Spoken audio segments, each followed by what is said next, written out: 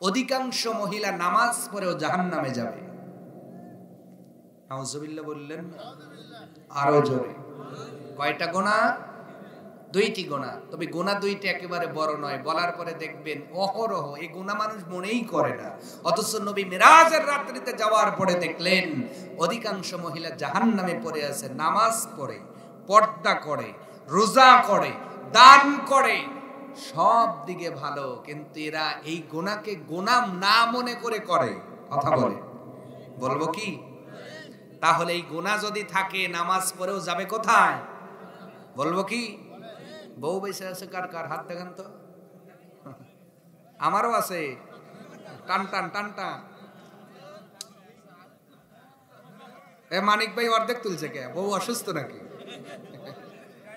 যার অর্ধেক তুলছে বউ অসুস্থ, তা টান টান। হ্যাঁ, যার দুইটাই তোলেন। হাত নামান। যার নাই হাত তো নাই, কে হাত তোলা নাই। তাহলে বেশিরভাগ বিবাহিত না? তাহলে বউ আছে, তাহলে ওয়াজটা কইরে মজা হইব। সুবহানাল্লাহ। কয়টা গুনাহ? নামাজ পড়েও যাবে কোথায়? পর্দা করেও যাবে কোথায়? হজ করেও যাবে কোথায়? দান করেও যাবে কোথায়? তার ভিতরে নবী বলছেন 1 নাম্বার গুনাহ হলো যেই মহিলারা দুনিয়াতে সাপে বেশি। কি বেশি? এই সাপ না, কি সাপ? কয় দোরা সাপ না, গই সাপ। অধিসাম্পন, অধিসাপ। অধিসাপ বোঝেন? এলাকায় নাই। আপনাদের জন্য ওয়াজ আছে, বলবো একটু পাশে, ভালো করে শোনেন। যতটুকু বলছি ততটুকু, এক্সট্রা কিছু করা যাবে, কারণ বেশি হয়ে গেলে সেটা ক্ষতি হবে। নবীজিকে কোরআনের আল্লাহ পাক বলেছেন সিরাজাম মনিরা বাশিরাও ওয়া নাযিরা। মাঝে মাঝে নবী হাসাতেন, এই জন্য একটু আপনাদের একটু হাসি দিলাম, একটু মজা দিলাম। এর মানে এই না, এই রকম না, ঠিক না? কর সীমানার মধ্যেই থাকতে হবে, বাইরে যাওয়া যাবে না। প্রিয় ভাইয়েরা, তাহলে একটা বলতেছিলাম কি? অধিশাপ। তাহলে অধিশাপ দেওয়ার লোক যদি থাকে এলাকায়, আর যার যার বউ আছে, আজকেই বাড়িতে যায় শোয়ার আগে ভালো করে বুঝবে। যদি না বোঝে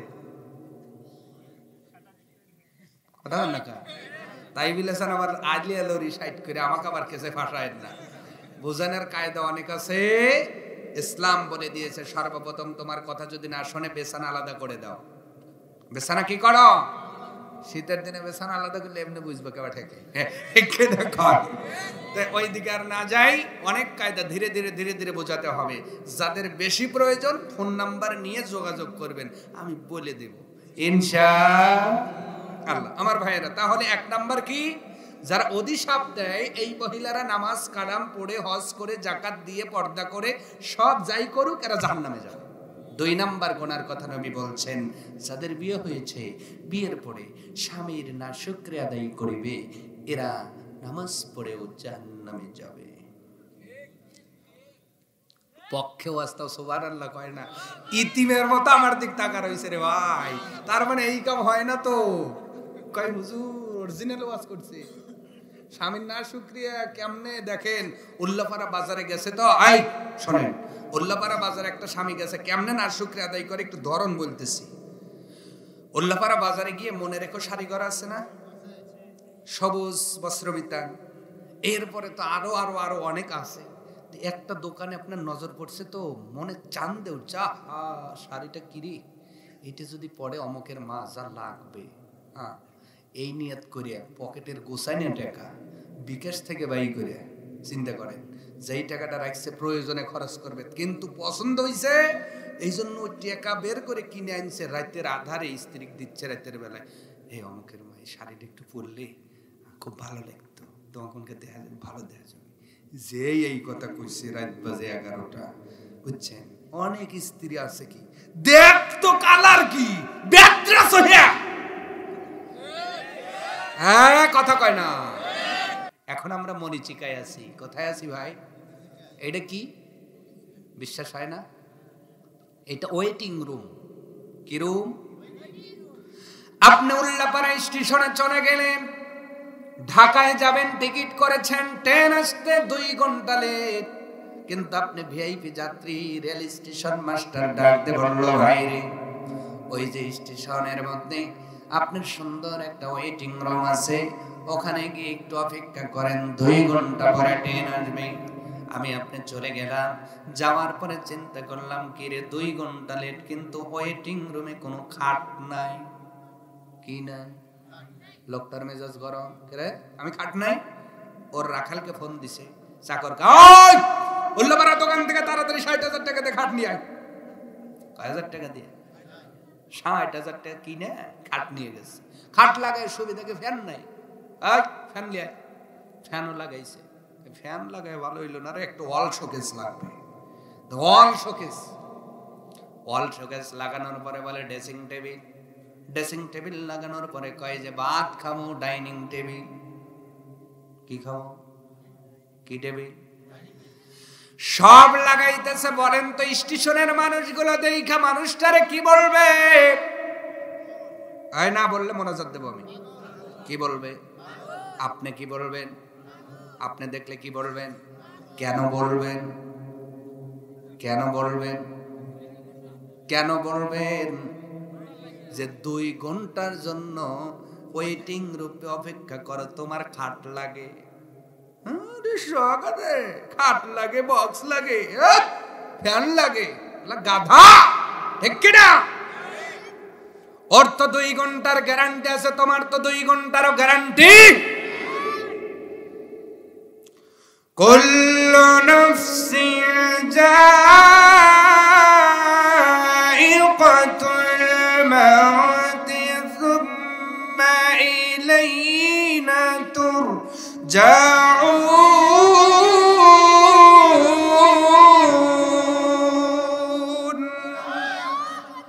রব্বুল আলামিন বলছেন, ও বান্দা বান্দি, ওই ট্রেনে তো ট্রেনওয়ালার 2 ঘন্টার গ্যারান্টি যদিও থাকে, তোমার তো তাও নাই। এই মুহূর্তে আজরাইল চলে আসতে পারে। এরপরেও কেন তোমার বিল্ডিং লাগবে? এরপরেও কেন এয়ার কন্ডিশন লাগে? এরপরেও কেন বক্স কাট লাগে? এরপরেও কেন অল শোকেস লাগে? করবা ঠিক আছে, কিন্তু আল্লাহর ইবাদত ভুলে নয়,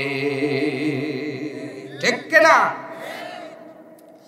আল্লাহর ইবাদত করার পরে হালাল উপার্জনে যদি করতে পারেন কোনো অসুবিধা। এই সম্পদ করতে যায় সুদ খাওয়া যাবে না, ঘুষ খাওয়া যাবে না, ভাইকে ফাঁকি দেওয়া যাবে না, আইল ঠেলা যাবে না। হালাল ভাবে বড়লোক হলে কোনো অসুবিধা নাই। হালাল ভাবে বড়লোক আল্লাহ ওসমান গনিকে বানিয়েছিলেন, এত সম্পদশালী আল্লাহ বানিয়েছিলেন। ওসমান গনির কথা বাদ দেন, মক্কা থেকে হিজরত করে একজন সাহাবী চলে গেলেন, নাম হলো আব্দুর রহমান ইবনে আউফ। ব্যবসা করে মদিনায় এত সম্পদের মালিক হয়েছিলেন। বর্তমানে বিল গেটস তো ৭৬ বিলিয়ন মার্কিন ডলার। কিতাবের মধ্যে লেখা হলো আব্দুর রহমান ইবনে আউফের সম্পদের টার্নওভার যদি এক জায়গায় করা যেত ৫২৮ বিলিয়ন মার্কিন ডলার হতো, যা এই ডিজিটাল যুগের 7টা বিল গেটস এক জায়গায় করলেও হবে না। সুবহানাল্লাহ। বাজ্জা কয় আরো জোরে। এই যুগের বিল গেটসকে 7টা এক জায়গায় করলে আব্দুর রহমান ইবনে আউফের একা সম্পদের সমান হতো না। আল্লাহু আকবার। তাহলে আল্লাহ হালাল ভাবে তাদের বড়লোক বানিয়েছেন। ওসমান জুন্নুরাইনকেও বানিয়েছিলেন। আপনি হালাল ভাবে দৌলতশালী হবেন, অসুবিধা নাই, কিন্তু এই সম্পদ কামাই করতে যায়া ভাইকে ফাঁকি দেওয়া যাবে না, বোনের হক মেরে দেওয়া যাবে। এইবার আসতে হইছে আরো জোরে। ফাঁকি দেওয়ার লোক না কায় আছে না নয়।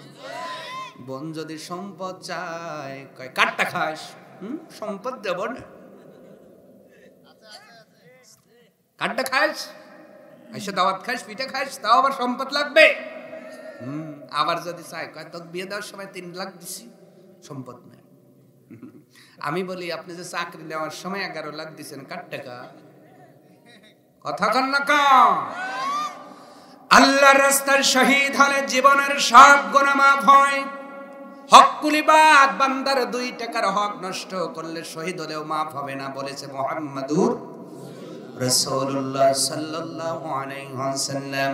তাহলে শহীদ হলে যদি পরের দিন মাফ না হয়, আপনি কতবার শহীদ হবেন যে আইল ঠেলে আর একজনের জমিতে যায়া ইরিদান লাগায়া খাইছেন, ওইতে শোধ হইব? হ্যাঁ, কয়বার শহীদ হবেন আপনি? হ্যাঁ, তে আইল যে ঠেলেন একটু চিন্তা ভাবনা করে ঠেলেন, ওজনে যে কম দেন একটু চিন্তা ভাবনা করে দিয়েন, দুধের মধ্যে যে পানি মিশান চিন্তা ভাবনা করে মিশায়েন, ঠিক কিনা? মাল আর বানন, সন্তান সম্পদ শোভা বানিয়েছেন কে? এই সন্তানের কারণে অনেক মহিলা নামাজ পড়ে না, আছে না নাই? কেমন করে দেখেন আমার মায়েরা সন্তানদের বড় ভালোবাসে, ভালোবাসার ঠেলায় সন্তান ছোট্ট মানুষ পেশাব করে দিয়েছে শীতের দিনে, কয় হুজুর থাক গিয়া আসরের নামাজের থেকে পেশাব করে দিছে সন্তান, এই ঠেলায় নামাজ নাই, কথা কম। আবার একটু বড় হয়ে গেলে সন্তানকে খাওয়াইতেছে জহরের টাইম, সন্তান একটু দুষ্ট, খাওয়ানোর কারণে 3টা বেজে গেছে, ঘড়ির দিকে তাকায়া দেখতেছে 3টা বাজে, কয় নামাজ পড়ব না, কথা কয় না। মেয়েদের কথা বললাম, পুরুষদের ভিতরে আছে না নাই? সন্তানের আবদার মেটে যে যাইয়া আল্লাহর স্মরণ করতে পারে না। এই জন্যই রব্বুল আলামিন কোরআনুল কারীমের অন্য জায়গায় সূরার নাম সূরা মুনাফিকুন আয়াত নাম্বার 9 রব্বুল আলামিন ডাক দিয়ে বলছেন, ইয়া আইয়ুহাল্লাযীনা আমানু লা তুলহিকুম আমওয়ালুকুম ওয়ালা আওলাদুকুম আন যিকরিল্লাহ। ও বান্দা-বান্দী, ইমানদারেরা শোনো, তোমার সন্তান আর তোমার সম্পদ লা তুলহিকুম, তোমাদের যেন গাফিল করে না দেয়, আন যিকরিল্লাহ, আল্লাহর স্মরণ থেকে। কার কথা? আল্লাহ হুঁশিয়ার করলেন, সাবধান করলেন, সতর্ক করলেন। আমরা সন্তান আর সম্পদের কারণে আল্লাহর স্মরণ থেকে যেন গাফিল না হয়ে যাই, আল্লাহর ইবাদত থেকে যেন গাফিল না হয়ে যাই।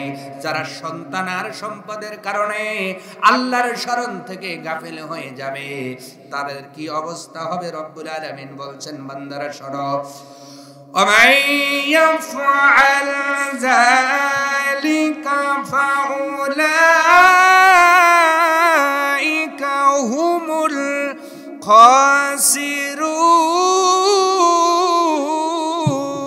الخاسرون। জোরে বলুন আল্লাহু আকবার। আমারে শোনা যায়? মাইক ছাড়াই হইব, সমস্যা কার কথা? রব্বুল আলামিন সূরা মুনাফিকুন 9 নম্বর আয়াতের মধ্যে বলেন, ও বান্দা-বান্দী, আমি আল্লাহ তোমাদের জানালাম ঈমানদার হওয়ার পরে তোমার সন্তান আর সম্পদের কারণে আল্লাহর স্মরণ থেকে গাফিল হওয়া যাবে না। যদি হও, ফাউলাইকা হুমুল খাসিরুন, তোমরাই হবে ক্ষতিগ্রস্ত। জোরে বলেন নাউজুবিল্লাহ, আরো জোরে বলুন নাউজুবিল্লাহ। তাহলে সন্তানের মহাব্বতের চাইতে আল্লাহর মহাব্বত বেশি হওয়ার দরকার আছে না নাই? সম্পদের ভালোবাসার চেয়ে আল্লাহর ভয় অন্তরের মধ্যে ভালো বেশি হওয়ার দরকার আছে না নাই? যদি তোমার অন্তরের মধ্যে সম্পদের চেয়ে আল্লাহর ভাবে না, কথা বুঝতে পারছেন? নবীজি সন্তানদের ভালোবাসতেন, কিন্তু আল্লাহর জিকির বাদ দিয়ে নয়, আল্লাহর স্মরণ বাদ দিয়ে নয়। সাহাবা আজমাইন আল্লাহকে ভালোবাসতেন, সন্তানদের ভালোবাসতেন, কিন্তু সন্তানদের ভালোবাসা আল্লাহর ভয়ের চেয়ে উপরে উঠে যায় নাই।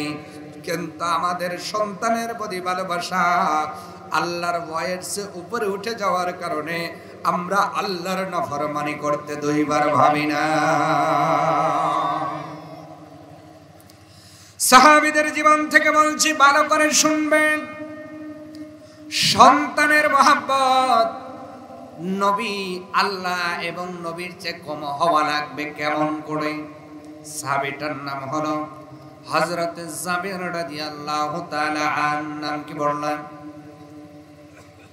নাম কি বললাম? হযরত জাবের রাদিয়াল্লাহু তাআলা আন, নবীজির বড় সাহাবী, একজন সুনামধন্য সাহাবী। জলিল কদর সাহাবী, বড়ই সম্মানিত সাহাবী, কিন্তু আর্থিকভাবে বড়ই গরিব। বলেন সুবহানাল্লাহ। আর্থিকভাবে কি গরিব? গরিব কারণ রব্বুল আলামিন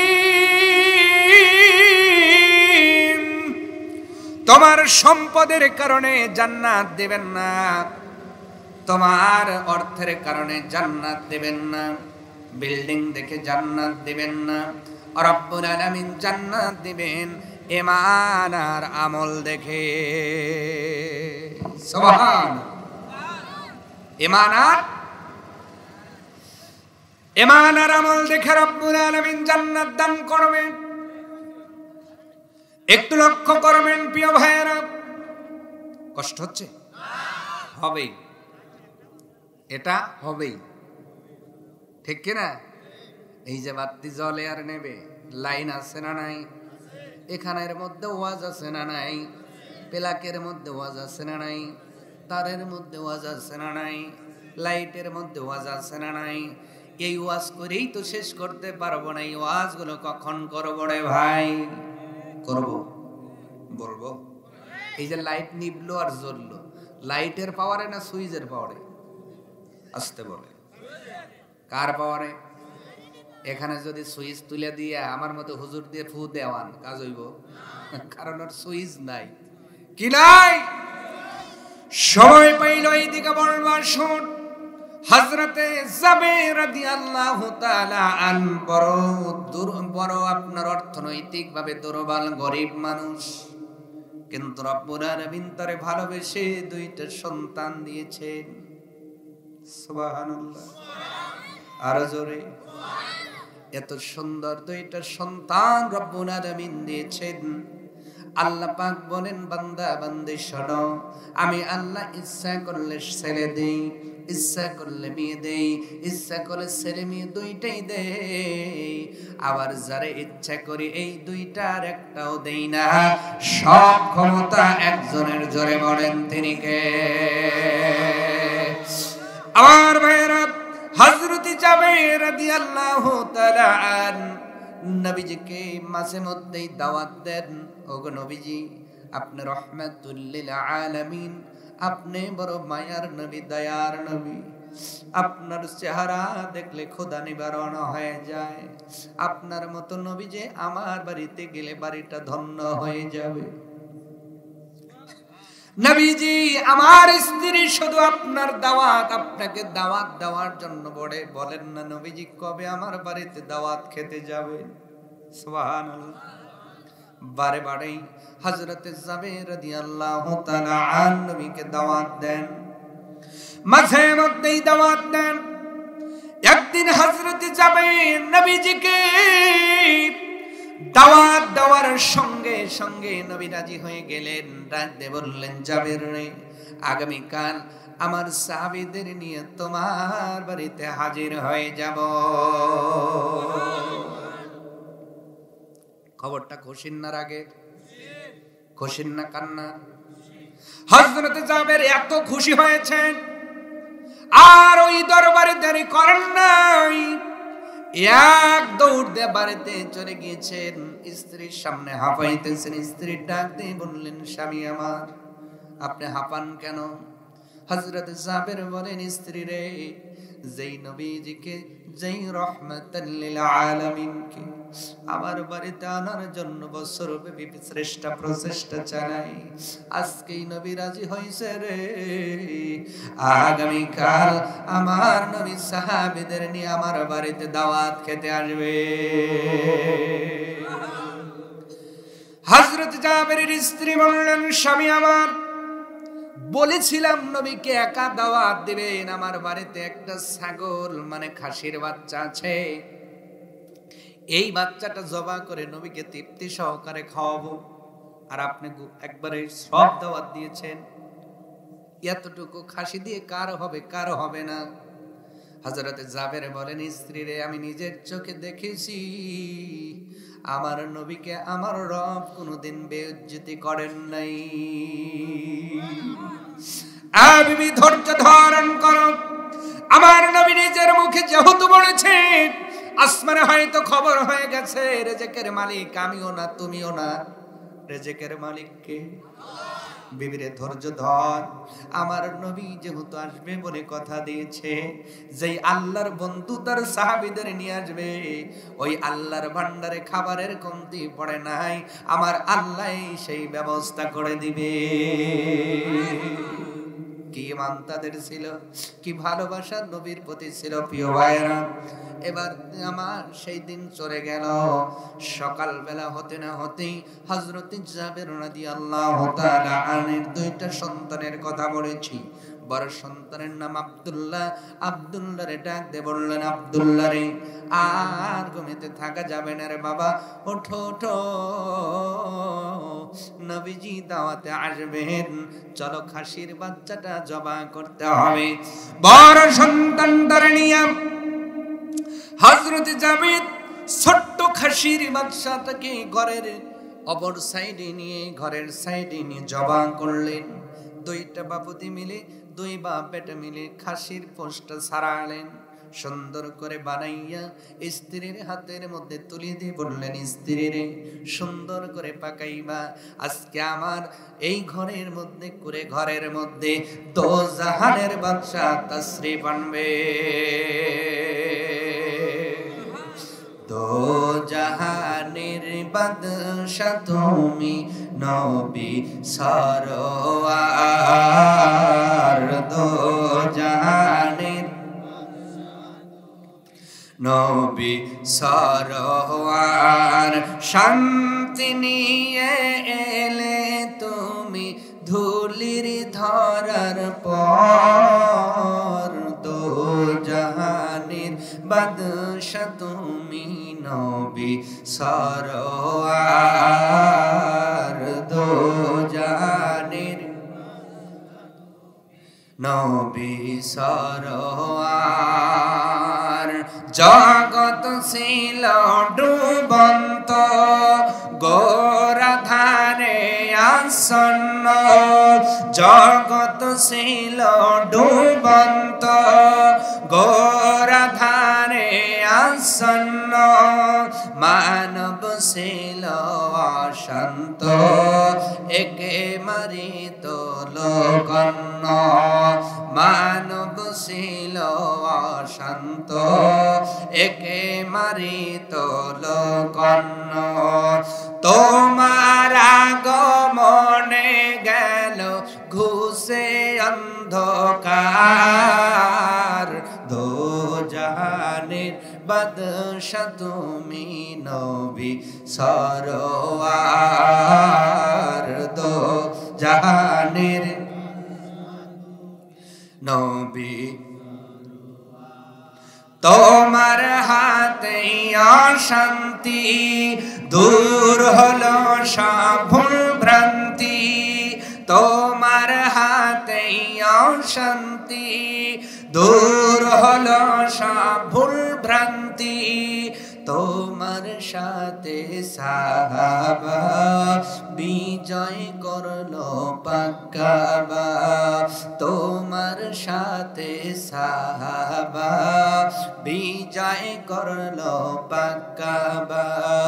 শত্রু শনে মোকাবেলায় ধরলে তলোয়ার, দো জাহানের বাদশা তুমি নবী সরওয়ার, দো জাহানের বাদশা তুমি নবী সরওয়ার। হযরত জাবের মনে না বিবি সুন্দর করে পাকাইবা, দো জাহানের বাদশা আমার বাড়িতে আজকে তাশরীফ আনবেন। যেই নবীজিকে রব্বুল আলামিন জিবরাইলকে কোল ধরে বানাইয়া তার বাড়িতে নিদিদার দিয়েছেন, ওই নবী আমার বাড়িতে এই করে ঘরে আসবে। বিবিরে বড় চেষ্টা করবা রান্নাটা যেন বড় সুন্দর হয়। বিবিটা রান্না নিয়ে ব্যস্ত হয়ে গেলেন। সন্তানের মহাব্বত নবীর মহাব্বতের চেয়ে কম হওয়া লাগবে, আল্লাহর ভয়ের চেয়ে কম হওয়া লাগবে, এটা বোঝানোর জন্য বলছি, ভালো করে অন্তরের কান দিয়ে বুঝবেন। স্ত্রী রান্নার কাজে ব্যস্ত হয়ে গেলেন। হযরত জাবেরও চলে গেলেন একটা কাজে। বিভিন্ন কাজ তো সাংসারিক থাকে কি থাকে না, যে কোনো একটা কাজে চলে গেলেন। এদিকে কিছু সময় পরে হযরত জাবের রাদিয়াল্লাহু তাআলা এর ছোট্ট সন্তানের ঘুমটা ভেঙে গেল। সন্তানটা বড় ছোট, প্রতিদিন সে খাসির সেই বাচ্চার সাথে খেলা করে। বলেন তেমন সন্তান আমাদের এরিয়াতেও আছে না নাই? তারা সুন্দর করে ছাগলের বাচ্চার সঙ্গে খেলা করে, বিড়ালের বাচ্চার সঙ্গে খেলা করে। হযরত জাবেরের সন্তান ওই খাসির বাচ্চার সাথে খেলা করতেন, তার সাথে একটু মজা করতেন, তার সাথে দৌড়াদৌড়ি ছোটাছুটি করতেন। সকালবেলা ঘুমটা ভেঙেই খাসির খোঁজে রওনা হয়। কিন্তু কি আশ্চর্যের ব্যাপার, দড়ি আছে কিন্তু খাসি নাই। দড়ি আছে কি নাই? হযরত জাবের নাই। পাশেই তাকায় দেখে বড় ভাই আব্দুল্লাহ ডাক দে বলছে, ভাই রে আমার খাসিটা কই?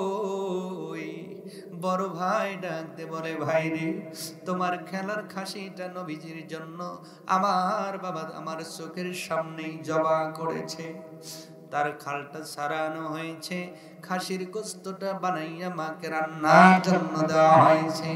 ছোট্ট ছেলেটা ডাক দে বলে, ও ভাই খাসি তো নাই, বলো না আমার খাসিটা কোথায় জবা করেছে। সেই জায়গায় নিয়ে যাওয়া হলো। এখনো সেখানে রক্তমাখা জায়গাটা অপেক্ষামান। গর্ত করে একটা কাঠের উপরে খাসির গলা রাখা হয়েছিল, কাঠটা সেখানে অবস্থান করে। ছোট্ট ভাই ডাক দে বলে, ভাই কেমন করে আমার খাসিটা জবা করেছে বলবা নাকি? আব্দুল্লাহ বেশি বড় নয়, বুঝতে পারেন নাই, না বুঝে বলে, ভাই তুমি শোও আমি দেখাই কেমন করে খাসিটা জবা করেছে। ছোট ভাই শুয়েছে, ধারালো তরবারি বড় ভাই ছোট ভাইয়ের গলার মধ্যে চালায়া দিয়েছে।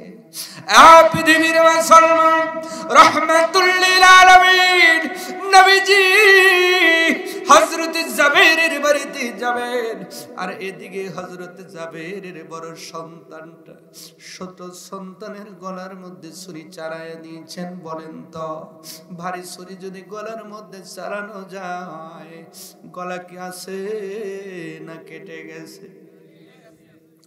শুধু কেটে যায় নাই, ধারালো তরবারির জন্য গলাটা কেটে একদম লাস্টের চামড়ার সঙ্গে ঝোলঝোল করতেছে, গলা কাটা মুরগির মতো। ছোট ভাই প্রাণটা বের হওয়ার জন্য ছটফট ছটফট করে লাফাইতেছে। বড় ভাই হতভম্ব হয়ে গেছে, কি করলাম?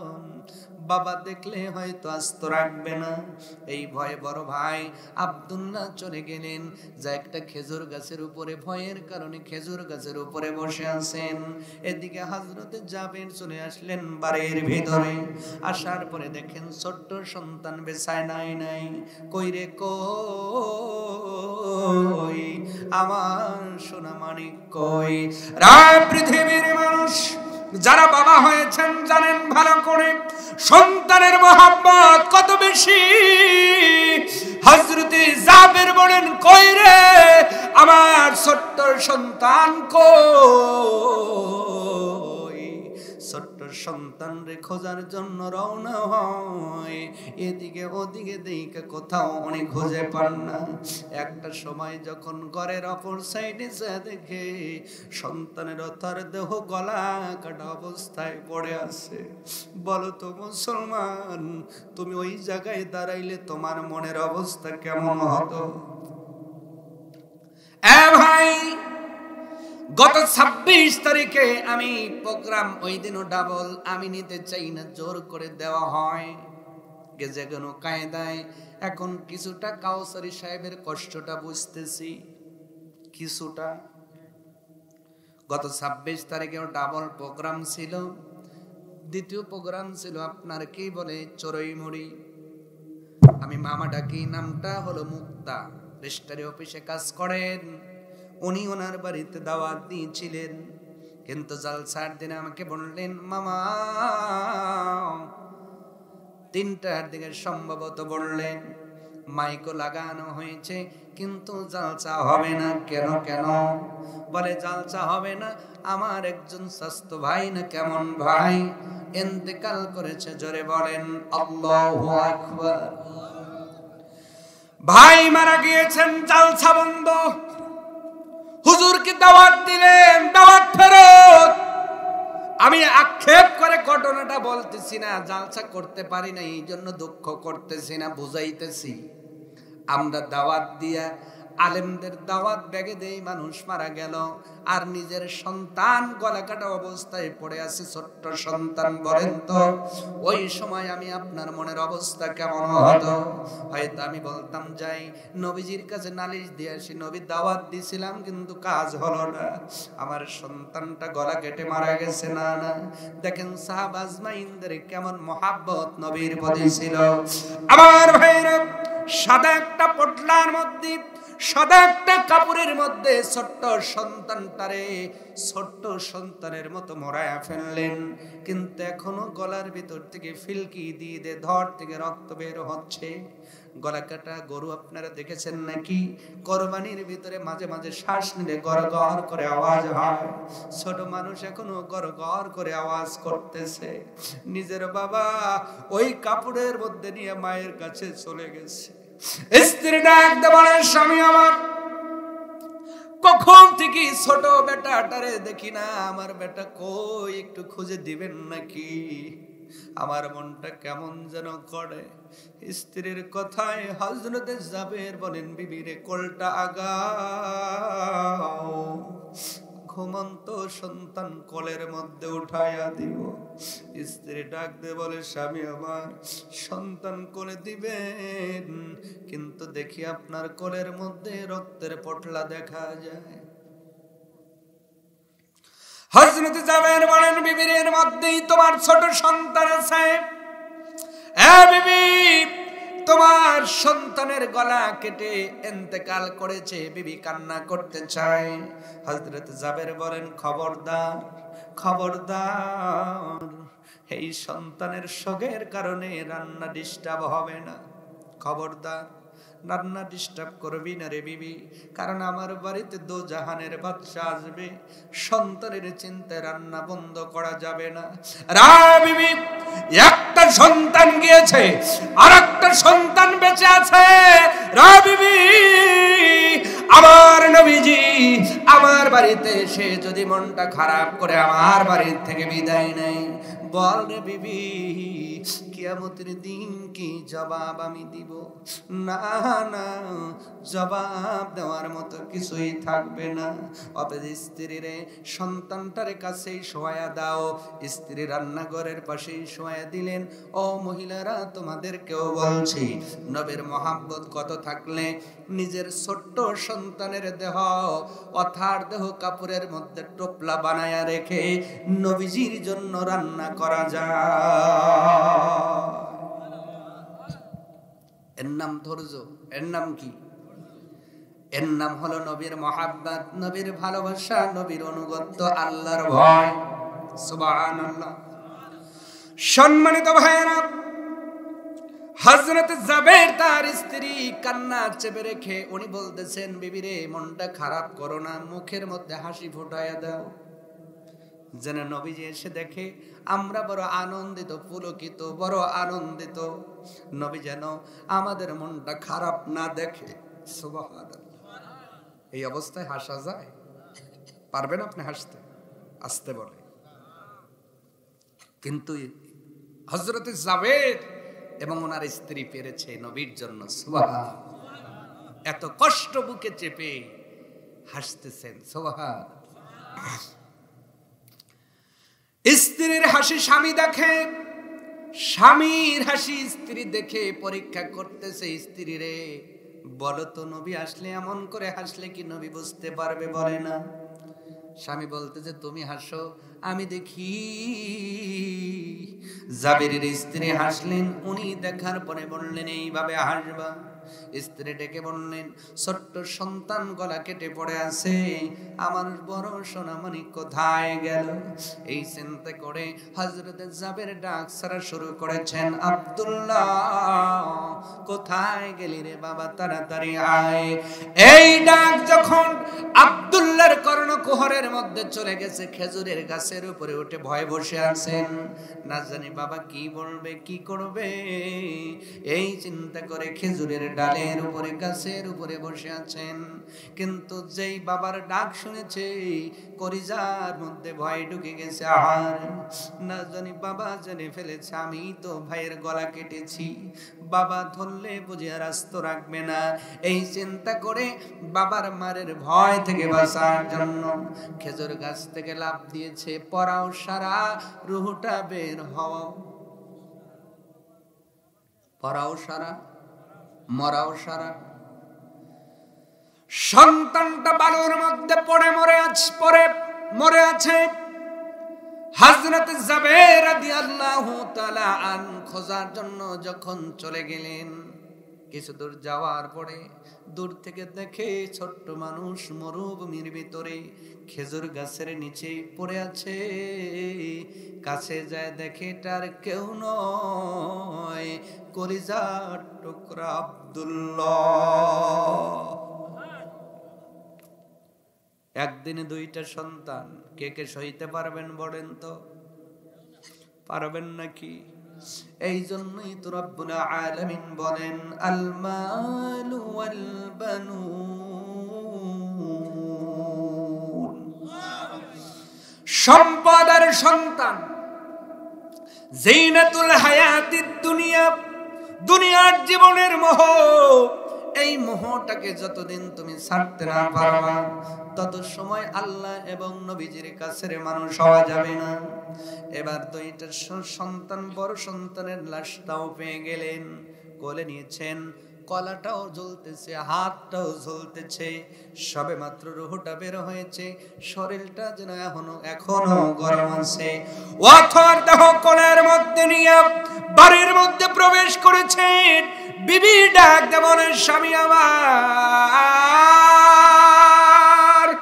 কিছুক্ষণ পূর্বে ছোট সন্তানের লাশ আমার কোলে তুলে দিয়েছেন, বড় সন্তান অমন করে কেন?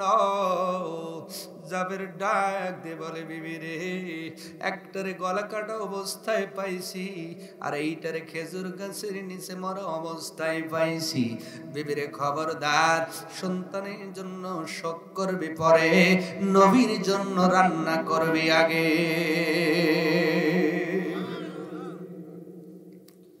দুই ভাইরে শোয়া দিয়েছেন, বেঁচে আছে না মারা গেছে? আসতে বলেন।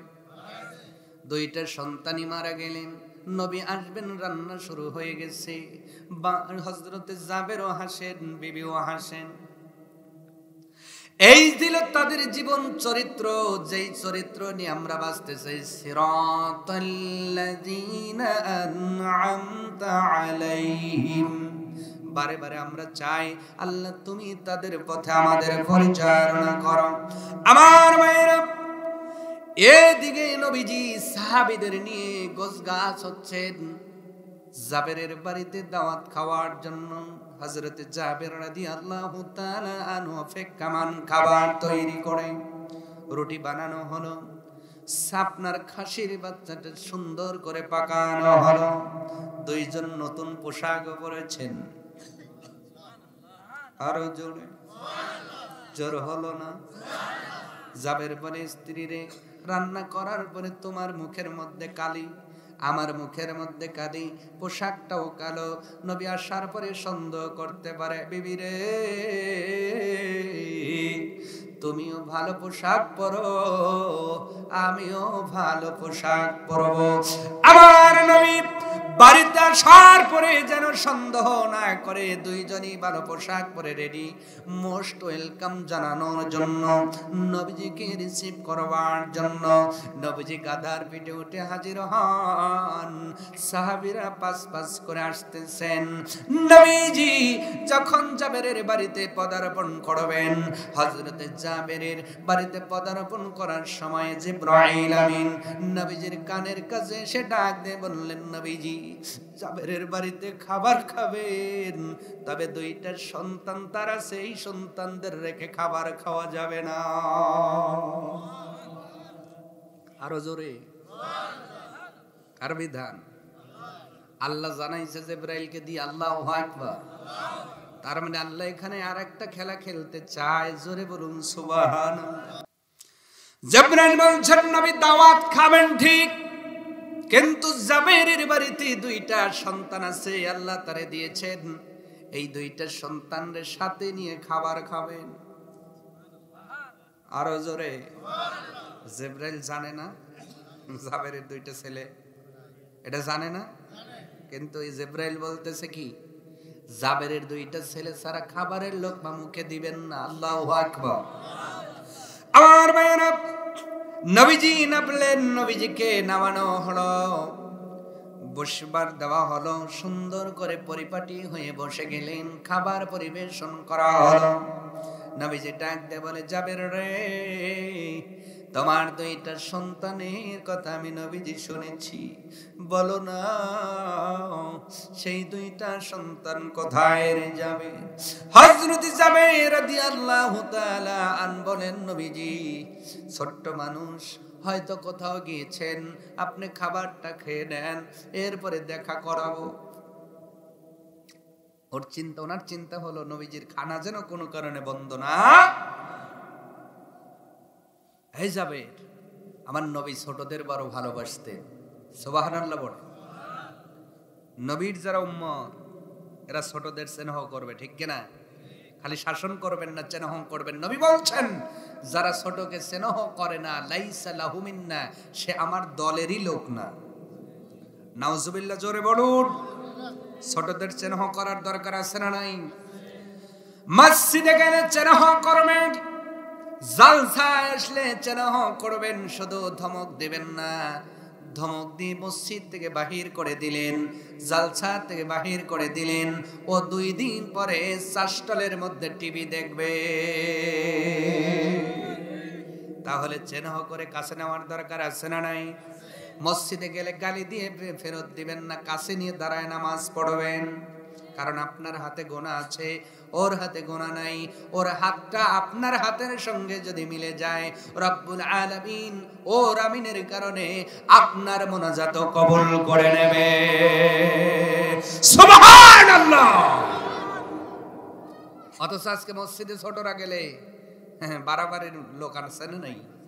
কিছু মুরব্বী এমন আছে মানে জাটালিয়ে থাকে, ও আছে না নাই? লাইসা লাহু মিন্না, নবী বলেছেন সে আমার দলেরই না। আপনি তো বড় মুরব্বী, কিন্তু আইল ঠেলার আগে কথা কন না খা। আর ওই যে ছোট মানুষ, ওর হাতে গোনাই নাই, মাসুম, সুবহানাল্লাহ। তাহলে ওর হাতটা আপনার হাতের সাথে যদি ওঠে, ওর আমিনের কারণে আপনারটাও কবুল হয়ে যাবে। নবীজি ছোটদের বড় ভালোবাসতেন, সুবহানাল্লাহ। নবীজি ছোটদের কত ভালোবাসতেন। মাঝে মাঝে নাতি, সবচেয়ে যেটা ছোট নাম হলো হযরতে হুসাইন রাদিয়াল্লাহু তাআলা আন। নবীজির কাছে খাবার চেয়েছেন, খাবার দিতে পারেন নাই, মাঝে মাঝে জিহ্বাটা আগায় দিয়েছেন। হযরতে হুসাইন নবীর জিহ্বা মোবারক মুখের মধ্যে নিয়ে বলেছেন, জাতির লোকেরা, আমার নানার জিহ্বা মুখের মধ্যে নিলে আমি মধু এবং দুধের শরাবের সুবাস পাই, আমার পেট ভরে যায়। বলেন সুবহানাল্লাহ। নবী নাতিপুতির কত ভালোবাসতেন, সুবহানাল্লাহ। ছোটদের ভালোবাসতেন, কাঁধে করে খেলতেন, আল্লাহু আকবার। সেই নবী বলছেন, জাবের, আমি ছোটদের বড় স্নেহ করি, 2টা সন্তানরে ডাক দাও না, একটু দেখি তো ওরা কেমন হয়েছে দেখতে। সুবহানাল্লাহ। নবীর কথা। জাবের চেক দিতে পারে, স্ত্রীর মনটার মানে না। বারে বারে নবী যখন বলে, কিছু সময়ের মধ্যে কান্নার বাদ আর স্ত্রীর মানে নাই, চোখ বেয়ে পানির ফোঁটাগুলো নিচে পড়তেছে। কত সময় এই আবেগ ধরে রাখা যায় বলে। এরপরেও যখন বারে বারে নবী সন্তানের কথা বলতেছেন, হযরত জাবেরের স্ত্রী কান্না জুড়ে দিয়েছেন, আওয়াজ হয় না, গড় গড় করে পানিগুলো জমিনে পড়তেছেন। নবীজি ডাক দিয়ে বলে, জাবেরের স্ত্রী রে, কি হয়েছে খুলে বলো না, বলো না। এবার হযরতে জাবের বলা শুরু করলেন, নবীজি আপনাকে সত্য কথা ছাড়া মিথ্যা বলার কোনো দৃষ্টতা আমার নাই, এত বড় ক্ষমতাও নাই, সাহসও নাই গো নবীজি। আমি চেয়েছিলাম আপনি খাবার নেওয়ার পরে, খাবার গ্রহণের পরে সত্য কথা বলবো ও গো নবীজি। তাহলে যেহেতু শুনবেন, ঘটনাটা শোনেন। আমার দুইটা সন্তানরে কেমন করে দেখাইব, আমার দুইটা সন্তান তো নাই নাই, সন্তান দুইটা বিদায় হয়ে গেছে। নবীজি ডাক দিয়ে বললেন, এ জাবের বলো দুইটা সন্তান কোথায়? নবীজি ওর মা রান্নাঘরের পাশেই শোয়া রেখেছেন, একটা গলা কাটা আর একটা গাছ থেকে পড়ে মারা গিয়েছেন। নবীজি রাহমাতাল লিল আলামিনের বুঝতে বাকি নাই, আল্লাহ যেহেতু জিবরাইল দিয়ে মেসেজ পাঠাইছেন, আমার আল্লাহ চাই দুইটা সন্তান আমার সাথে খাবার খায়। নবীজির বুঝতে আর বাকি আছে, উনি আর দেরি করেন নাই। জাবের রে রান্নাঘর কোন দিকে বলো না। জাবের বলছেন, নবী পড়ে যাবেন, আগে একটু খাবারটা খেয়ে নেন। জাবের না না, তোমার দুইটা সন্তান রে না দেখে আমি খাবার খাবো না। নবীজিকে নিয়ে যাওয়া হলো। নবীজি রান্নাঘরের সামনে ডাক দিয়েছে, রে জাবেরের ছেলেরা আর দেরি করবি না, রহমাতাল লিল আলামিন তোদের বাড়িতে এসেছে, তোদের কি মন চায় না রে নবীজির সাথে খাবার খাইতে? নবীজি ডাক দিতে দেরি করেছেন, দুইটা সন্তান উঠতে দেরি করেন নাই। আরো জোরে, ক্ষমতা কার? পাওয়ার কার? বিধান কার? নিয়ম চলছে কার?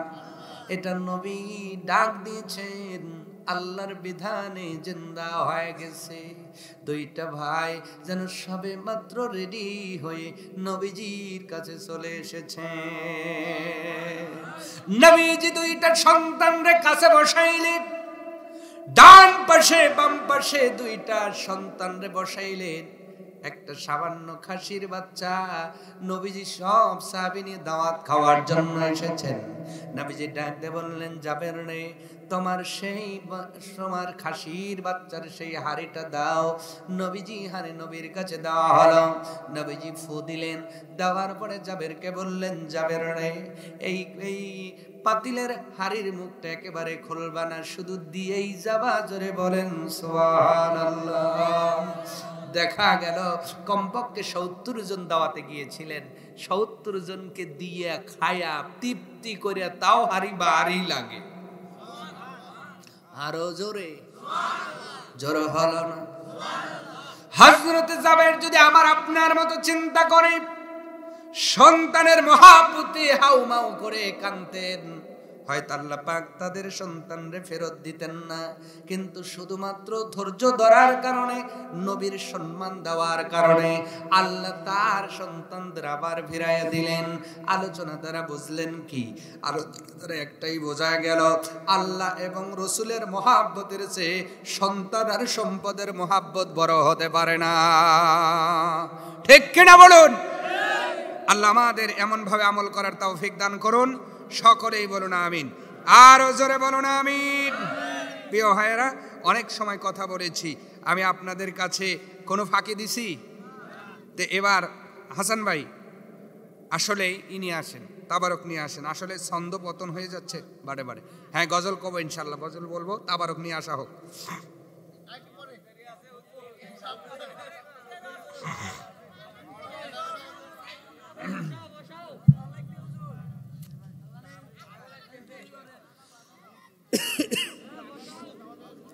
লা ইলাহা ইল্লাল্লাহ, লা সুবহানাল্লাহ আলহামদুলিল্লাহ, লা ইলাহা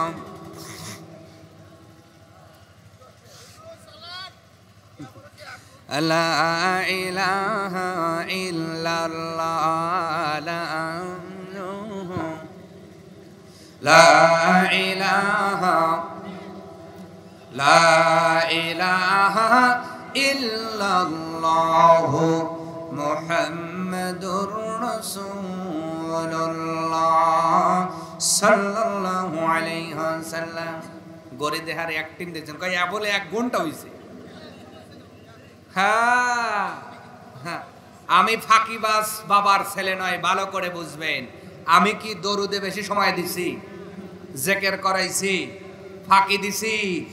ওই আপনার নিয়মে গেলি আধা ঘন্টা ওই প্রমোশনেই যায়। কথা কন না কা? আমি কেরায়াত পরেই ওয়াজে ঢুকছি, ঠিক কিনা? আমি ইচ্ছা করলে আধা ঘন্টা বালাগালুলা এটা ওটা জিকির এই সেই বইলা 40 মিনিট পার করতে পারতাম না? কথা কয় না? আমি পার করি নাই কেন? কারণ আমার বাবা ফাঁকিবাজ নয়, আমি ফাঁকিবাজ বাবার ছেলে নই। যে কারণে দাওয়াত দিবেন ওইটাই শুরু হবে, ঠিক কিনা? পাইপ নিছেন ধান কাটার লেগে, যদি কাশি দাঁড় দিতেই 1.5 ঘন্টা যায়, ও চলবে? যে কারণে আনছেন ওই কাটা শুরু। আমি এই ডিস্টার্বের জন্য বলেছি যে ভাই আসলে তাবারক দিয়ে চলে যাই। কারেন্ট যাচ্ছে ঘন ঘন, কারেন্টও চাইতেছে না যে বেশি আলোচনা হয়, ঠিক কিনা?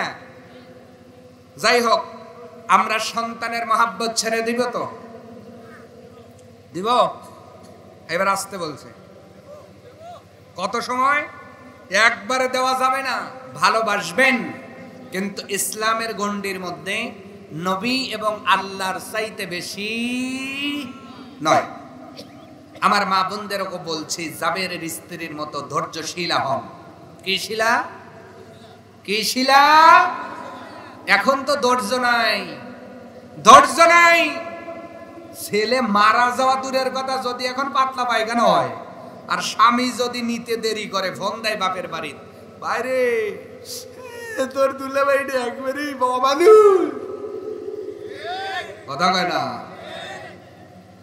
সন্তানের প্রতি মহাব্বত থাকবে, কিন্তু আল্লাহ এবং নবীর চেয়ে বেশি সম্পদকে ভালোবাসবেন, কিন্তু ওই সম্পদ ইনকাম করতে যায়া অসৎ কোনো রাস্তা, অবৈধ কোনো রাস্তা বেছে নেওয়া যাবে।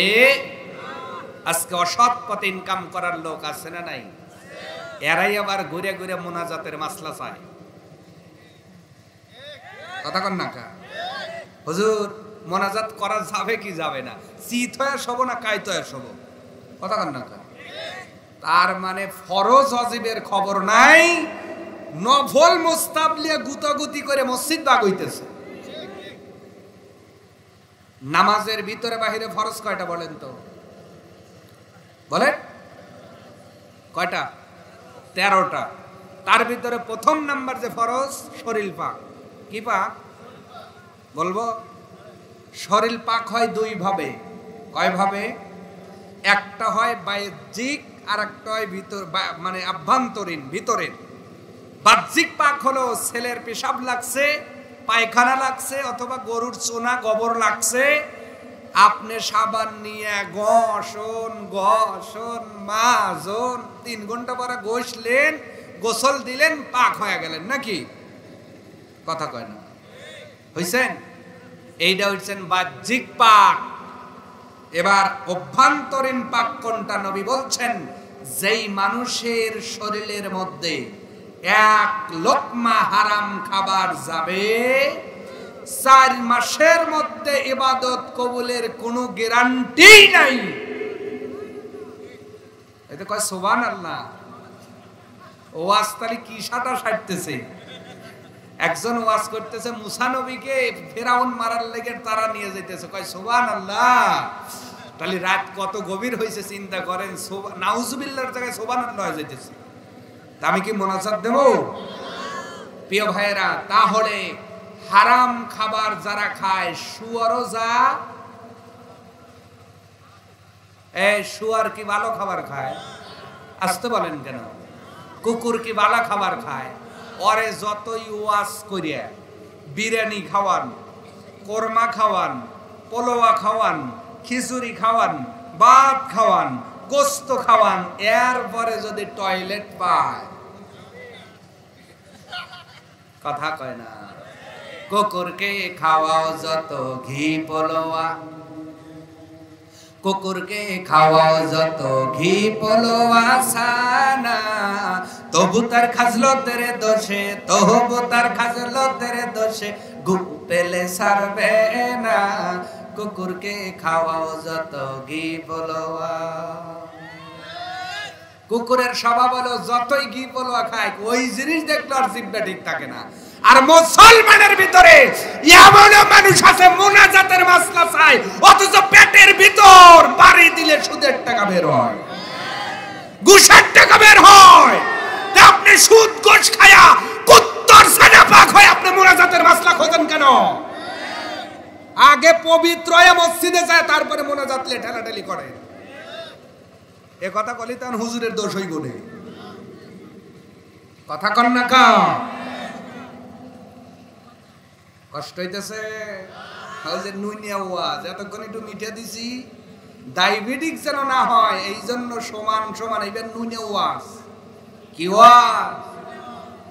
অনেকে সুদ খায় না, ঘুষ খায় না, কিন্তু আসরের নামাজ পড়ে কোদাল একখান কাঁধে নিয়ে ইরিগেশন আসতেছে না, ইরিগেশন আইল সাইডতে যাবে, আসরের নামাজ জামাতেই পড়ছে, কয় লোক আমি একেবারে খারাপ না হুজুর, নামাজ পড়ি 5 ওয়াক্ত, আইল কোপাই 6 ওয়াক্ত, কথা কয় না? যায়া এমন কোপ দিছে, কি কোপ? স্যালান্সি কোপ। আমার হাসান ভাই কয় স্যালান্সি কোপ আছে না নাই? মারছে কোথায়? আইলের চাঁদির ভাত।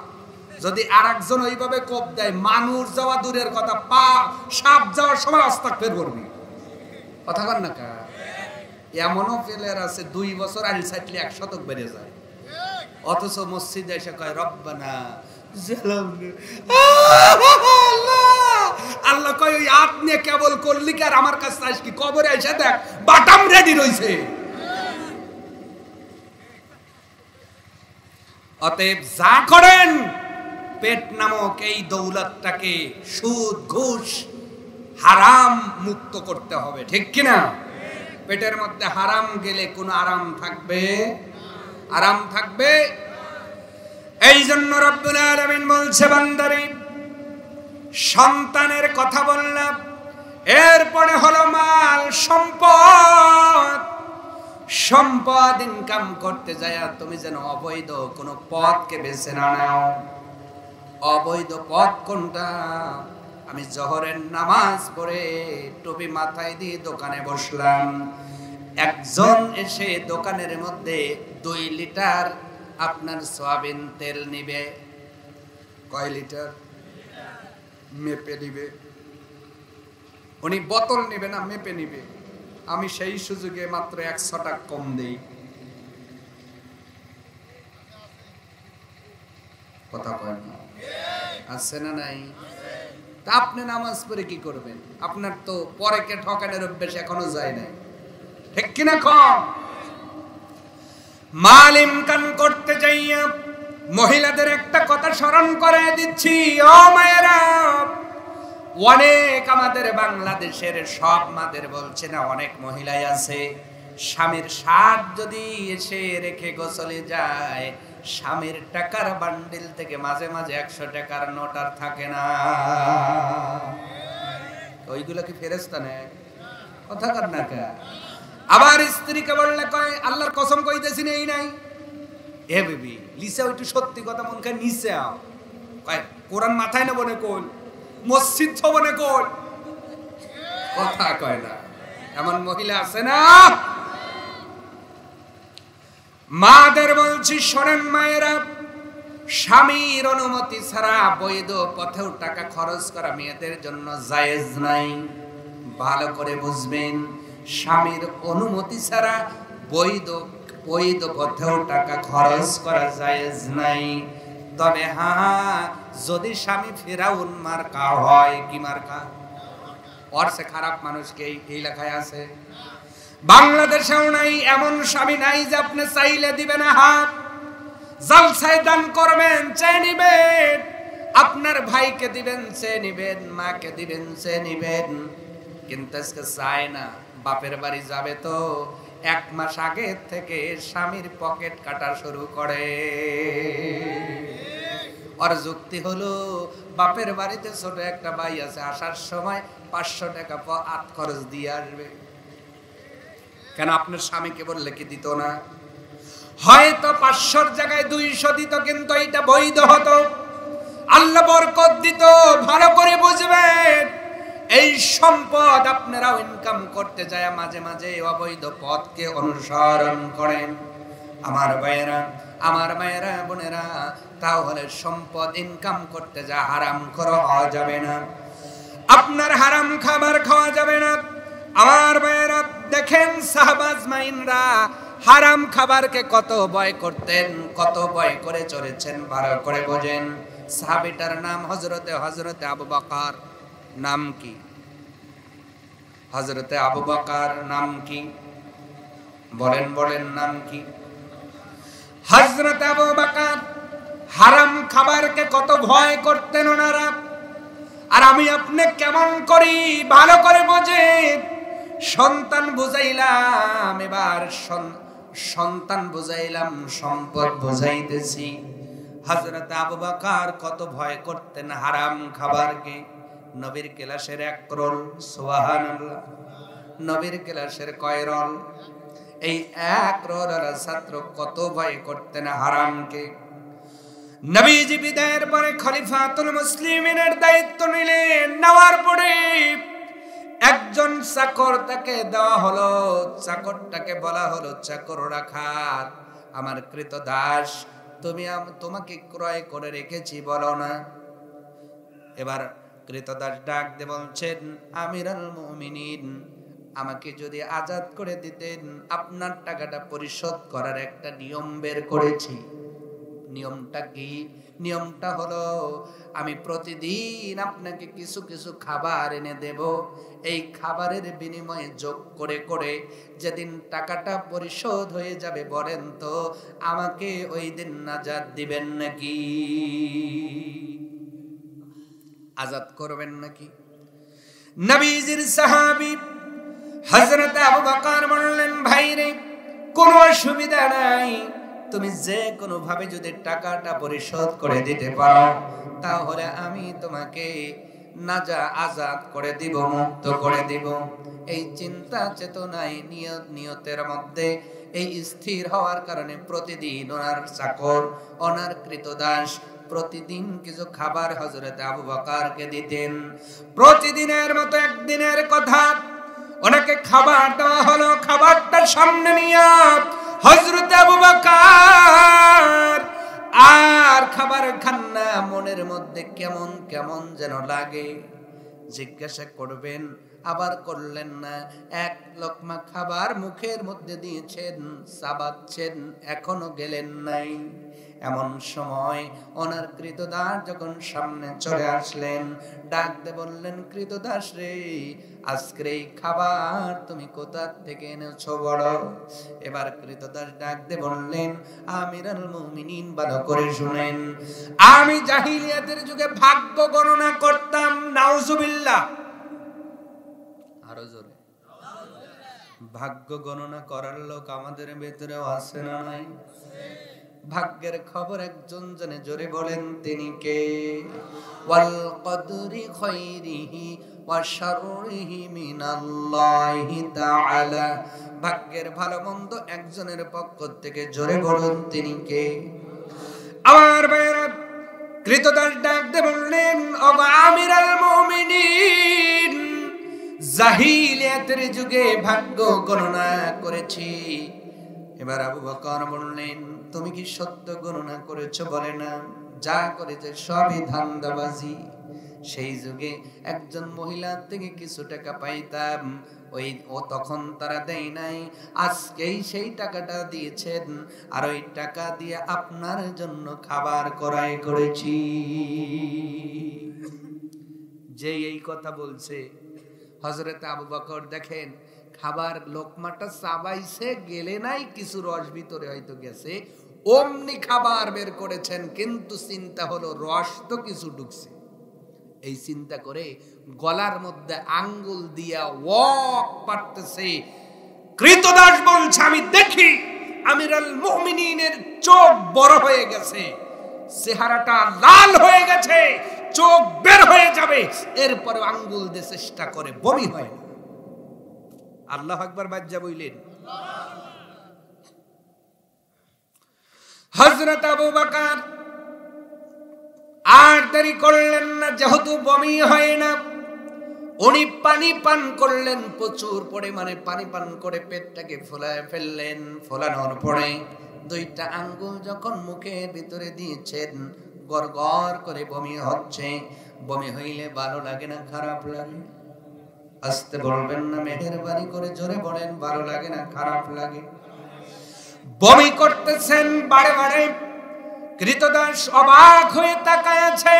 আমিরুল মুমিনিন এক লোকমা খাবার মুখের ভিতরে দিয়েছেন, পুরা খাবার খাইলেন না, খাবার তো ফেলে দিলেন, শুধুমাত্র রস গিয়েছে, এটা বের করার জন্য এত বমি করতেছেন। ওনার জন্য মনে হয় বমি করতে করতে যেন উনি নিস্তেজ হয়ে মারা যাবেন। একটা সময় বমি শেষ হয়ে গেল, ডাকতে বলছেন আমিরুল মুমিনিন, শুধুমাত্র খাবারের রস ভিতরে যাওয়ার কারণে এত কষ্ট করলেন, এত কষ্ট করলেন, আপনি মরার উপক্রম হলো। আবু বকর ডাকতে বললেন, ভাই রে, এই খাবার যদি না বের হতো, আমি আবু বকর নিজের হাত দিয়ে নিজের পেটটা চাকু দিয়ে ফিরে হলেও পাকস্থলী থেকে খাবার বের করে দিতাম। আর জোরে বলুন সুবহানাল্লাহ। আবু বকরের ভিতরে হারাম খাবারের রস গেছে, পেট কেটে বের করতে চায়, আর আমি সুদের টাকায় বাজার করে পরিবার সহ সাটাইতেছি।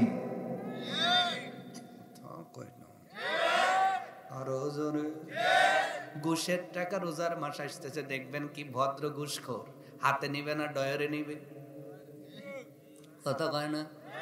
এই ডয়ারের টাকা দিয়ে বাজার কইরা পদ্মা মাছ, বোয়াল মাছ, রুই মাছ, কত গোস্ত খাবে, ঠিক কিনা কন? তার মানে বোঝা যায় তোমার নামাজের স্লোগান আর বাস্তবের জীবনের সঙ্গে কোনো মিল নাই।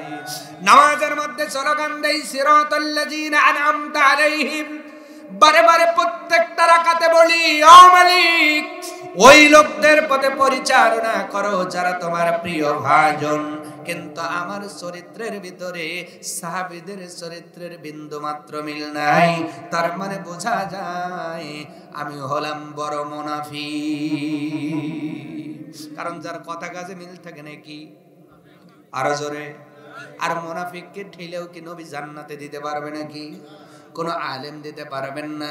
নবীজি মুনাফিকদের ব্যাপারে দোয়া করার কারণে নবীর দোয়াই কবুল হয় নাই। তাহলে মুনাফিকদের ব্যাপারে নবীর দোয়াই যদি কবুল না হয়, সাইফুদ্দিনের দোয়া কবুল হবে? তা আপনি মরে যাওয়ার পরে মক্কা শরীফের ইমামাইনে জানাজা দিবেন, আপনার মাফ হবে? কথা কন। অতএব মুনাফিক হওয়া যাবে না, কথার কাজে মেলা লাগবে। আপনি যা চান নামাজের মধ্যে সেই অনুযায়ী কাজ করা লাগবে ইনশাআল্লাহ। আবার ভাইরা, তাহলে মাল আর সন্তান নিয়ে কথা বললাম, হারাম খাওয়া যাবে না, সম্পদের মহাব্বত ছেড়ে দিতে হবে। সন্তানকে মহাব্বত করব নবী এবং আল্লাহর চাইতে বেশি নয়। আমার ভাইরা, রব্বুল আলামিন এবার বলছেন ওয়াল বাকিয়াতুস সালিহাতু খায়রুন ইনদা রাব্বিক। জোরে বলুন আল্লাহু আকবার। আল্লাহ রাব্বুল আলামিন বলছেন, বান্দা বান্দি শোনো, মাল এবং সন্তান একদিন ফুরিয়ে যাবে। তুমি মরণের পরে এই সম্পদ তোমার কোনো কাজে লাগবে না, সন্তান কোনো কাজে আসবে না। যেই সন্তানের জন্য এত কিছু করলা, যেই সন্তানের জন্য অট্টালিকা করলা, যেই সন্তানের জন্য ব্যাংক ব্যালেন্স বানাইলা, যেই সন্তানের জন্য তুমি প্রাসাদ করলা, এখন যদি মারা যাও ওই 5 তলার কোন তলায় তোমার স্থান হবে না।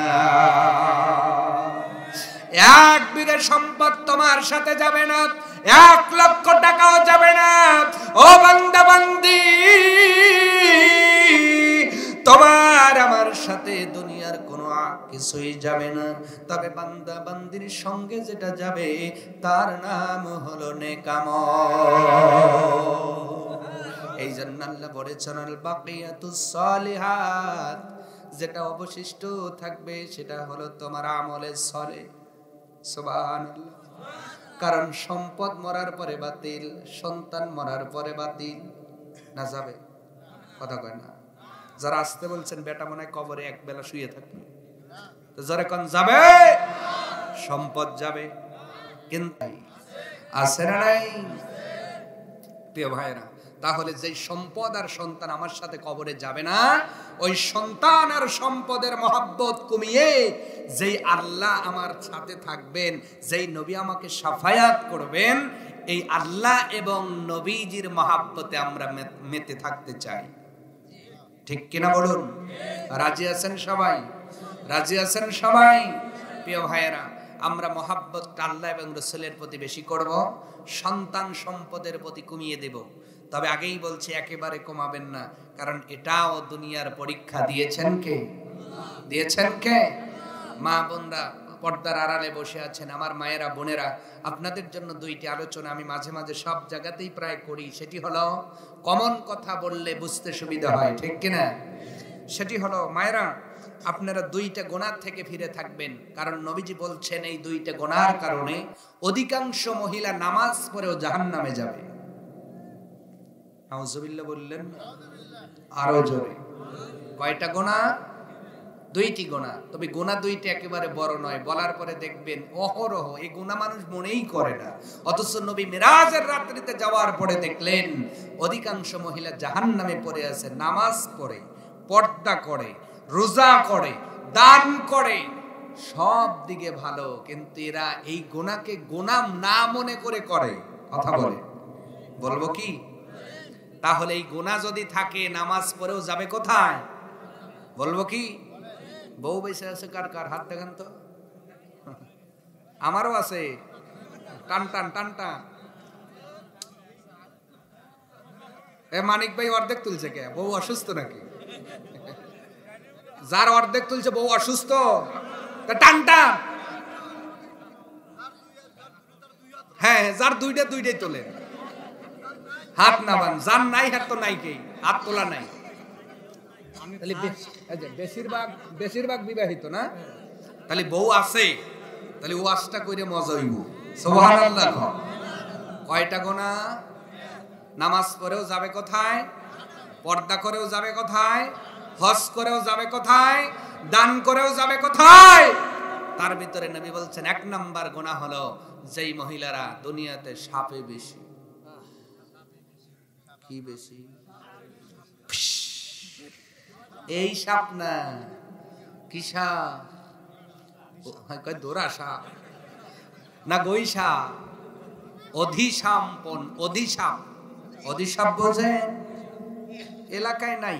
আপনাদের জন্য ওয়াজ আছে, বলবো একটু পাশে, ভালো করে শোনেন। যতটুকু বলছি ততটুকু, এক্সট্রা কিছু করা যাবে, কারণ বেশি হয়ে গেলে সেটা ক্ষতি হবে। নবীজিকে কোরআনের আল্লাহ পাক বলেছেন সিরাজাম মনিরা বাশিরাও ওয়া নাযিরা। মাঝে মাঝে নবী হাসাতেন, এই জন্য একটু আপনাদের একটু হাসি দিলাম, একটু মজা দিলাম। এর মানে এই না,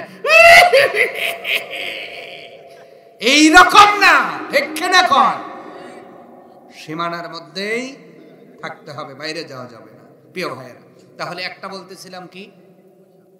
অধিশাপ। তাহলে অধিশাপ দেওয়ার লোক যদি থাকে এলাকায়, আর যার যার বউ আছে, আজকেই বাড়িতে যায় শোয়ার আগে ভালো করে বুঝবে।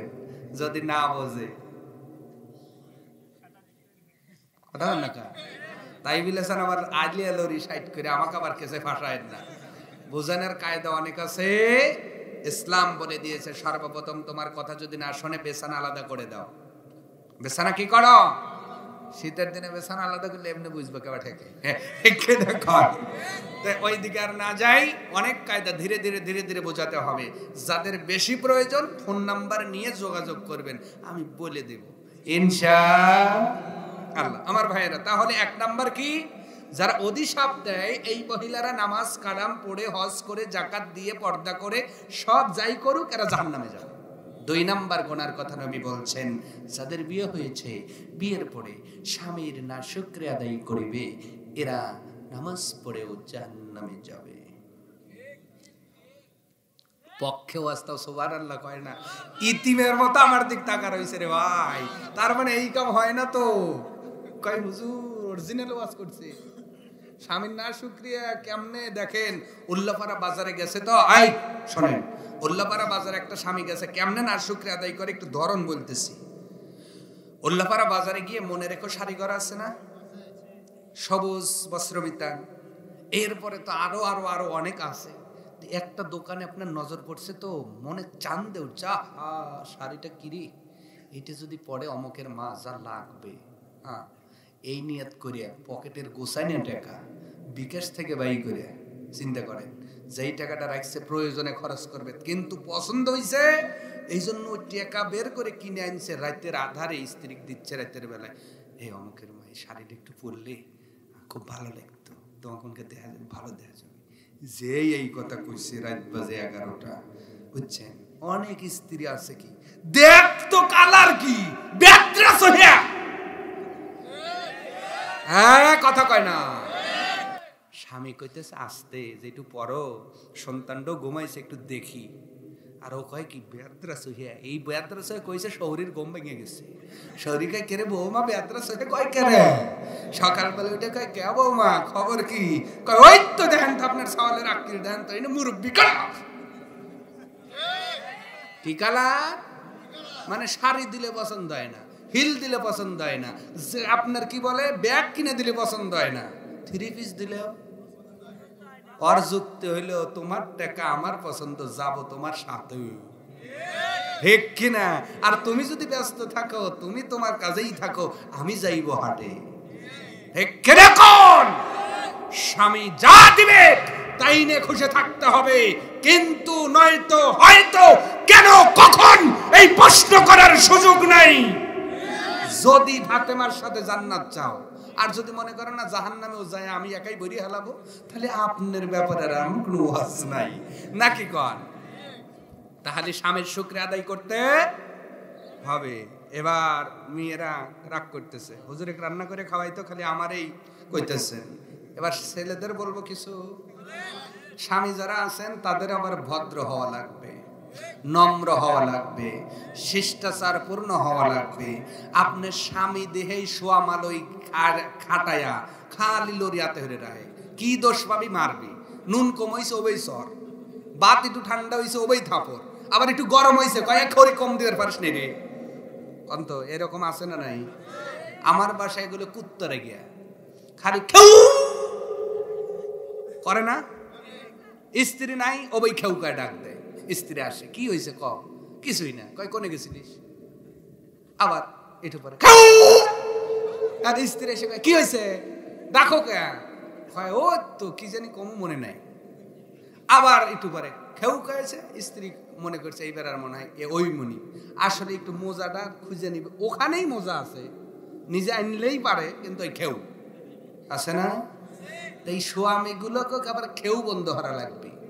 কোরআনের দলিল হলো হুন্না লিবাসুল লাকুম ওয়া আনতুম লিবাসুল লাহুন্না। আম্মা জান আয়েশা একদিন খামির বানাচ্ছেন, নবীজি যা খামির ছিনতেছেন, সুবহানাল্লাহ, আরো জোরে আরো জোরে। তো নবীজির চেয়ে শ্রেষ্ঠ স্বামী কেডা আছেন এখানে দেখেন তো, এমন ভাবে ছিনতেছেন আম্মা জান আয়েশা বলেন নবীর এই জায়গায় গুঁড়ো ভরে গেছে, আয়েশা সিদ্দিকা ফু দিয়েছেন, নবী মুস্কে হাসি দিয়েছেন। তাহলে নবীজি যদি খামির বানাতে সাহায্য করে, নবী কি বুঝালেন, উম্মত স্ত্রীর কাজে সাহায্য করো, আল্লাহ বরকত দিবেন। সুবহানাল্লাহ বলুন। তাহলে সাহায্য করবেন না? প্রতিদিন আপনার স্ত্রী আপনার জামা খেঁচে দেয়, একটা দিন যদি সম্ভব হয়, সপ্তাহে একটা দিন হলেও তো পারেন যে তুমি খেঁচে দাও আমি একটু চিপে দিই, পারেন না এটা? এইটা করবো। আরো যারা করে ওদের টিটকালি করে, বউ পাগল বউ পাগল, তো বউ পাগল হইলে কি শালি পাগল হইব? বিয়ে করছে জন্যই তো বউ পাগল হইব, ঠিক না? আবার অনেক মা আছে এটা নিয়ে টিটকারি করেন। শ্বশুরদের বলে যাচ্ছি, আপনার সন্তান যদি আপনার বৌমাকে ভালোবাসে, আল্লাহর কাছে আরো দোয়া করবেন। এইটা নিয়ে আরো পাড়ায় পাড়ায় কয় আমার সল্টু বৌমা গো, বউ যা কয় তাই শোনে। তা বিয়ে দিচ্ছেন কে? সওয়াল যদি গাইটে বেঁধেই রাখতেন, মন চাইতে গাইটেই বেঁধে রাখতেন, বিয়েটা দেওয়া লাগবে কে? অনেক আছে না শাশুড়ি, অনেক আছে যারা বৌমাকে যদি ছেলেটা একটু বেশি ভালোবাসে, এইটা নিয়ে তোলপাড় তুলকালাম। আমার বেটা বউকে এত ভালোবাসবে, মানুষ খারাপ কয়। ও তোমার সওয়াল যখন বউ থেকে শালির পিছনে ঘুরবে তখন ভালো হইব, কথা কন না কা? অতএব বিয়ার পরে হালাল বউর জন্য পাগল হবেন। বরকত দিবেন কে? বরকত দিবেন কে? স্ত্রীকে ভালোবাসবেন, গিফট দিবেন, মাঝে মাঝে একটা সুন্দর নামও দিবেন। পারবেন না? এটা সুন্নাত। যারা বিয়ে করছেন আমার হাত দেখেন তো। এবার আরেকটা ওয়াজ করুন। বউ আছে? কার বউ আছে? হ্যাঁ, হাত না বান। আজকেই বাড়িতে যে একটা নতুন নাম দিবেন। এই কি নাম দিবেন? কি নাম দিবেন এটা আপনি এখন বাছাই করেন। আবার জান হেই নাম হয় না, কয় টুনির মা, এইগুলা না। নবীজি ডাকছেন কেমনে দেখেন। আম্মা জান আয়েশাকে মাঝে মাঝে বলতেন ইয়া হুমায়রা। সুবহানাল্লাহ। কি বলতেন? ইয়া হুমায়রা। হুমায়রা মানে হলো স্বর্ণপায়া বিশিষ্ট কবুতর। সুবহানাল্লাহ বলে না? তাহলে নবীজিকে আম্মা জান আয়েশা নবীজি যখন ডাকতেন ইয়া হুমায়রা, মানে নবীর একটি সুন্নত হলো স্ত্রীকে ভালো একটি নামে ডাকা, অন্য একটি নামে ডাকা, পছন্দসই একটা নাম পরায় নেবেন, যেই নাম আপনি ছাড়া আর কেউ জানবে, এরকম একটা নামে ডাকবেন।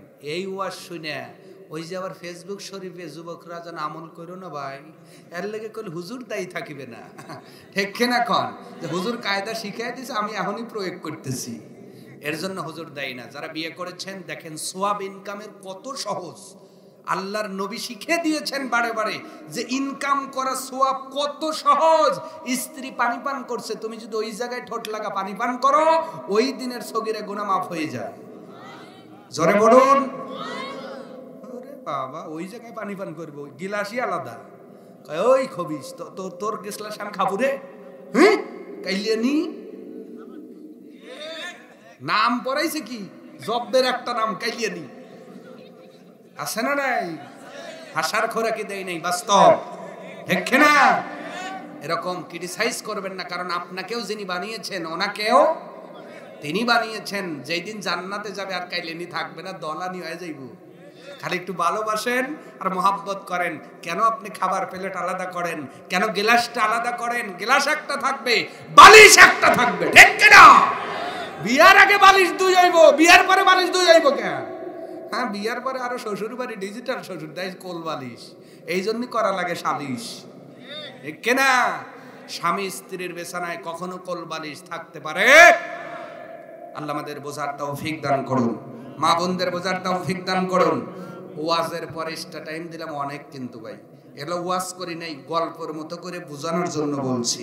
আল্লাহ আমাদেরকে বোঝার তৌফিক দান করুন। সকলেই বলুন আমিন। মা বোনদের ওই গুনাহ থেকে হেফাজত করুন, আর 4টা আমল করে জান্নাতে যাওয়ার তৌফিক দান করুন। 4টা আমলের মধ্যে 1 নাম্বার নামাজ, 2 নাম্বার পর্দা, 3 নাম্বার রোজা, 4 নাম্বার স্বামীর খেদমত। এই 4টা আমল যদি মহিলারা বিয়ের পরে করে, 8টা জান্নাতের দরজার যে কোনো দরজা দিয়ে জান্নাতে যাবে। আরো জোরে। তাহলে আমার মা বোনদের এই 4টা আমল আল্লাহ যেন করার তৌফিক দান করেন। আর যুবকদের বলেছিলাম 4টে দেখে বিয়ে করবে। কয়টা মনে আছে? যাইবার জোরে কইছে, তার মানে খুব অ্যাক্টিভ। মারহাবা কর। ঠিক আছে সোনারা শোনো, 4টে নবী হাদিসে বলছেন মেয়ে দেখতে গেলে 4টে গুণ দেখবা। কয়টা? যারা গার্জিয়ান আছেন তারাও ভালো করে ব্রেনের মধ্যে ঢুকাই নেন। মেয়ে দেখতে যায় তাকে খালি বিল্ডিং মিলে থাকে না, আরে দেখে করছে মানে এমন কি খাওয়া পিসাব করে দিছে কি আগিয়ে দিছে ওদিকে খালে, কিন্তু বিয়ে বাড়ি যে বিল্ডিং আছে আছে না নাই? তো ওই না করে নবীর হাদিস রিসার্চ করে মেয়ে দেখেন, শান্তি দিবেন কে? নবী বলছেন আমার উম্মত শোনো, যখন মেয়ে দেখতে যাবা মেয়ের মধ্যে 4টে গুণ দেখো। 1 নাম্বার মালিহা, তার সম্পদ। 1 নাম্বার কি? সম্পদ। 2 নাম্বার জামালিহা, তার সৌন্দর্যতা। 3 নাম্বার নাসাবুহা, তার বংশ। 4 নাম্বার দীনিহা, তার ধার্মিকতা। তবে নবী এই 4 নম্বরে নোক্তা দিয়ে বলেছেন উপরের তিনটা যদি নাও পাও, সম্পদ না থাকে, আবার কি বলে সৌন্দর্য একটু কম হয়, বংশের নামটাও একটু কম, কিন্তু 4 নাম্বারটা ধার্মিকতা বেশি আছে, নবী বলছেন তিনটা বাদ দিয়া ধার্মিক মেয়েকে বিয়ে করো, দুনিয়াতেই আল্লাহ জান্নাতি সুখ দিয়ে দিবে। এই মেসেজটা দিয়েছেন মুহাম্মাদুর। তাহলে বিয়ে দেখতে যায় এখন আমাদের উল্টা নিয়ম, কয় আগে দর্শনদারি তারপরে গুণ বিচারি। এই নিয়ম চলার কারণে তো এখন ওই কসমেটিক্সের দাম বেড়ে গেছে। কথা বলেন না, আটা ময়দা মাইখা, কারণ ওই যে গার্জিয়ানরা কয় আগে দর্শনদারি তারপরে গুণ বিচারি, কাইলিয়া মাল দলায় যাইতেছে রে ভাই। কথা